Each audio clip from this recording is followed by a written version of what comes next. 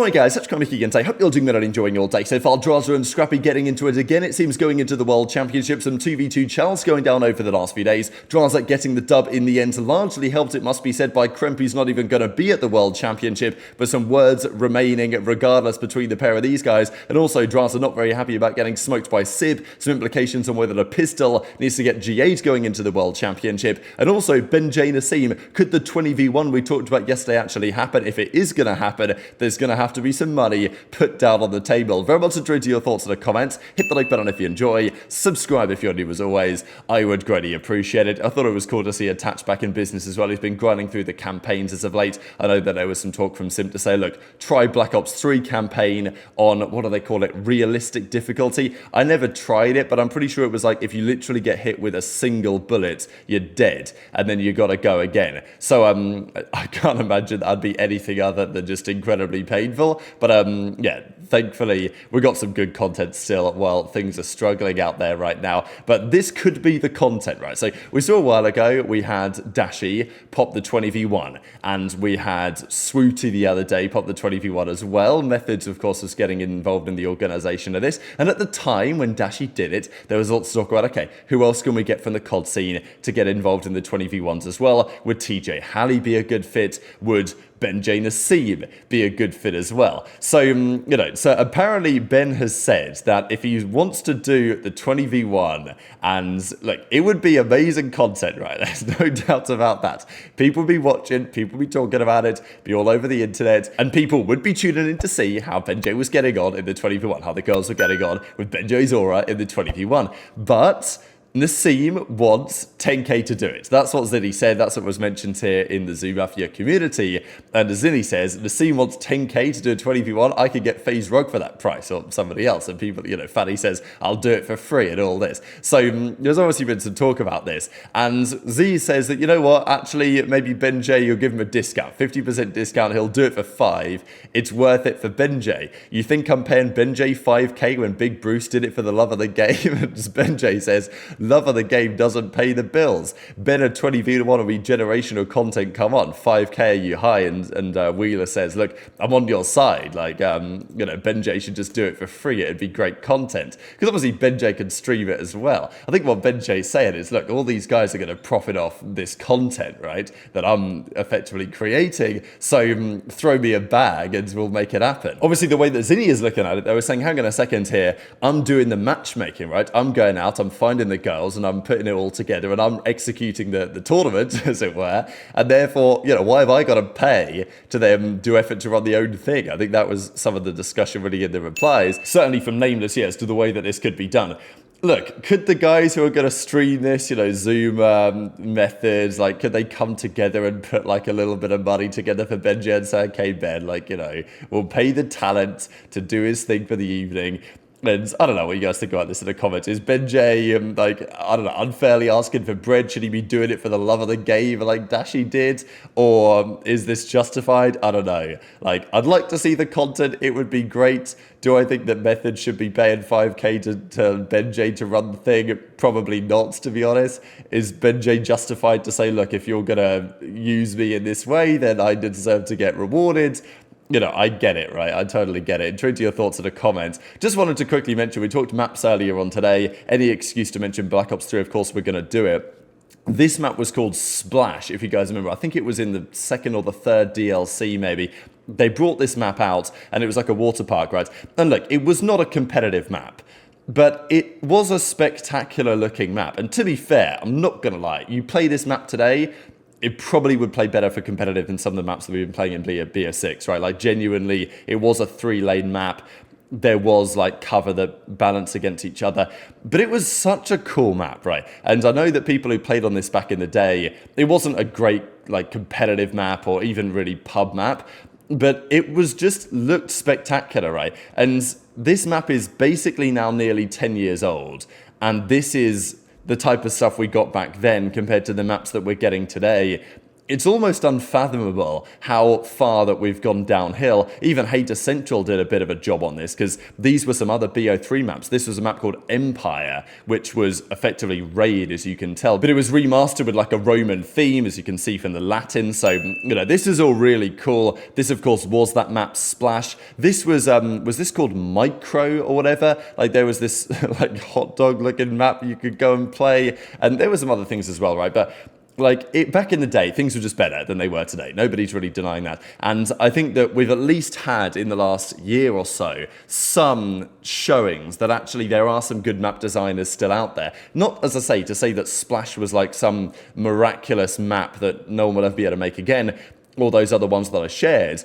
But still, they were spectacular to look at, and the only map that we've really had like that in the last couple of years probably was 6-star, that they brought in the middle of last year, which I thought was a great map. I mean, I think everyone really loved 6-star and Rio. Vista was also pretty good. I don't think it was quite as good as the others. But Rio and 6-star were phenomenal mid-season map additions, and they honestly saved last year's game. And I think something similar probably would be needed to save this year's game as well. But yeah, right now that doesn't seem especially likely to be happening, unfortunately. Maybe it's only Sledgehammer nowadays that can actually make good maps. But intrigued to your thoughts on that in the comments below, because, you know, where we were 10 years ago with some of the maps we were getting to where we are today is night and day difference. And it's not like they've run out of ideas, because talented people can still come up with maps like Rio and 6-star. Although, to be fair, Sledgehammer and the developers that put those maps together basically did say that they took inspiration from many of the classic Treyarch maps, and absolutely right, that's the way to do it. Take some inspiration, but, you know, there's still plenty of other map design options out there that you could go for. It's just, unfortunately, nowadays we get stuff like Protocol as a competitive map, and it's like, well, you know, it's not exactly set in the world of light.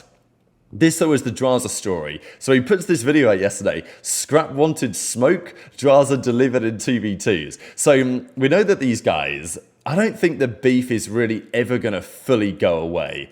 There's been lots of talk about whether they're going to drop the beef, but, you know, as we know, like, it got so personal, it got so deep. We did a video about it on the Breaking Point channel recently, breaking down kind of from top to bottom all of the drama. And it went so far that I don't think, like, it's never going to be fully resolved. I don't think they're ever going to be able to fully resolve it, certainly not in their playing days. But, you know, will they get to the point where they might throw a fist bump out there at some point in the next year or so? Maybe. Although Drazah's pretty clear with his thoughts on stream that he's never going to fist bump this guy. That's not part of the plan. But, you know, maybe time will heal some sort of wounds. But regardless, it's a big storyline for the community. Drazah friends with the FaZe boys on the FaZe team. But apart from that, you know, we know that Drazah gets on pretty well with Kremp, who was his teammate in this specific game. But equally, with the Thieves guys, there's drama because of the Scrappy thing. And with OpTic, there's drama because of the OpTic CEO-related, you know, controversy over the last couple of years when he's kind of had OpTic's number most of the times that he's played them. But they do play an interesting few maps here. There was lots of talk in the replies because, you know, I think they eventually won this series all the way down to the wire, but they don't, you know, show all the highlights of all the maps. Some of the, I think there was 2 maps in here, they lost 6-1 and then 6-2. But he doesn't show all the highlights. And to be fair, like, maybe I wouldn't do so either. But he does, of course, share most of the maps of the ones that they won. And a lot of the time it was actually Kremp putting in some serious work. But it was a 2v2 chal, Drazah and Kremp versus TJ and Scrappy. And it was Drazah's team eventually that gets the win done in the end. But there were some other interesting moments of this that are worthy talking about as well. Kremp is evolving so much. I know. It's a real Dude, chat. just gave me dope. It's a real chat. I know what to do now. Yo, we should bang mid, bro. No, do it a little late, trust me, do it a little late. They've been sending it too. I'm gonna go in the book room, wait for the stun, and then let's just go. Alright, I'm gonna hit it. I'm gonna wait a second. Like, just wait an extra second. I will. They broke mid, they over mid, they over mid. They double name me, I think. Let's go. I'm ready to go, ready? Yeah. I think I'm in. Let's hit their B, hit their B. Wait, bomb, be in the corner. The fuck that? Nice. Honestly, I'm gonna show the other side. I'm gonna just wait for info. There's a B. I'm gonna wall bang. That's it. I sent him a dip. Nice. He's trying to dip. I'm gonna chow then. I hear you. I'm not dipping. I heard that call. I'm gonna chow though. Fuck, I'm one shot. I got out. Yeah, I just love twos, man. Honestly, twos are great, chat. I love twos. Kremp's the best. I didn't mean anything I ever said. I was never really pissed. He's the greatest player I've ever played with. Let's go top close on me. Oh, in the corner, challenge. What the hell? No. Yeah. Yeah. Holy fuck! Yeah. It just happened. I thought he was like that, bro. On my minimap, he shot to my left. I'm done. Wait, It's a you guys DA hit him? pistol. Yo, you guys. BenJ, bro. My bad, bro. Oh, wait. So finally, we are getting some chals back here going into the World Championship, and this, of course, was another one when somehow Sib pulls off a 1v3 ace. Now, of course, Sib isn't even going to be at the World Championship, right? He's on the Cloud9 team that did not make it in the end, but he is going to be at the World Cup. He was there with the Cloud9 New York last year. They were effectively representing Cloud9. This year looks like it's going to be a similar story, but it is worthy to consider. Is the pistol too strong? It was actually a big talking point back at Major 4 because every year the pistol is very good, right? There's always a good pistol in the game.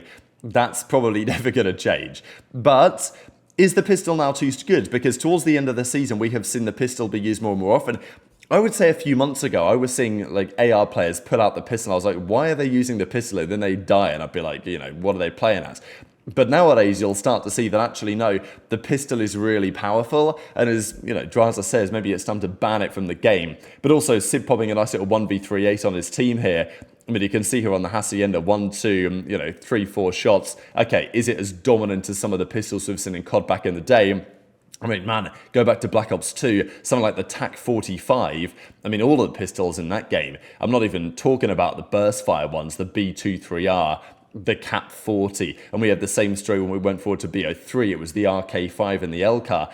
But even the TAC-45 from like Black Ops 2 was just insanely good at close range. And the 5.7, some players like to use that one as well. So Drazah and Scrap getting into it a little bit going into the World Championship, some other drama elsewhere as well. This was pretty interesting though to finish off the video. Simp and aBeZy, they're going into their 7th time going into the World Championship as a duo. Their first, of course, 2019 in Black Ops 4. They've been at every champs together since then. Here is who they've beaten in the most matches of the biggest event of the year. So out of those 6 tournaments they've played so far, they've played Accuracy and Mack at 5 of them. And they've beaten them every single time. They're 4-0 against Pred whenever they've played him. So they're undefeated against 37 players. Against Sib, they've played and beaten him 4-1. Against Scump, actually kind of crazy. Scump never beat them at the World Championship. 3-2 versus Kremp. And against 37 different players. Of course, many of these are just, they've played once, but and the ones with the star are playing at this year's World Championship. And some of these series, of course, you know, they just played them once back in the day. Josh, Dave, Defrag, PT, Vortex, Exotic, etc.